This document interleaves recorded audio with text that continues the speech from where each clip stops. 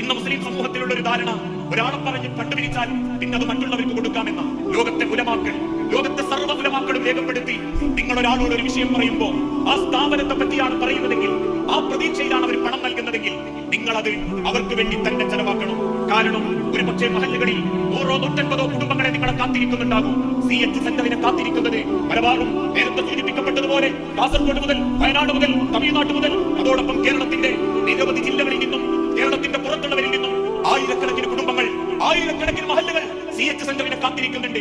Medical college കോഴിക്കോടുള്ള CH സെന്ററിന്, ആ സെന്ററിന് വേണ്ടി നമ്മൾ പണം പിരിക്കുന്നുണ്ടെങ്കിൽ അത് അതിന്റെ കൃത്യമായ കാര്യങ്ങളിൽ എത്തിയിട്ടുണ്ട് എന്ന് ഉറപ്പുവരുത്തലും നമ്മളെ മരണം എളുപ്പമാകാനുള്ള ഒരു സഹായമാകും.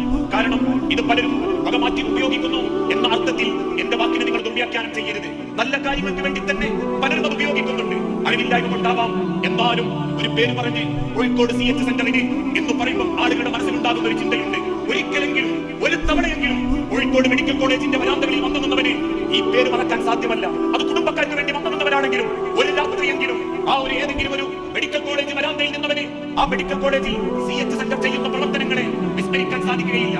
ഡയാലിസിസുകളായിട്ട്, ഭക്ഷണങ്ങളായിട്ട്, മരുന്നുകളായിട്ട്, ചേർത്ത് നിർത്തലും ചേർത്ത് മെഡിക്കലുകളുമായിട്ട് ഓരോ പ്രവർത്തനങ്ങൾ കാണുമ്പോൾ ആളുകളുടെ മനസ്സിൽ കോഴിക്കോട് CH സെന്റർ ഉണ്ട്.